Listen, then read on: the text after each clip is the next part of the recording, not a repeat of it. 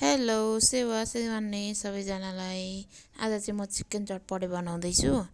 Chicken चटपटेमा लाउने सामानहरू चट्ट लिएर काट्दै थिएँ। हाम्रो अर्ग्यानिक डल्ले खोर्सानीहरू सब भेला पारेर चटपटेको लागि रेडी गर्दै थिएँ। अनि उता पनि चिकनलाई पनि मस्त फ्राई गर्दै थिएँ। त्यसलाई चाहिँ एकछिन देखाएको छैन। यता काँक्राहरू काट्दैछु।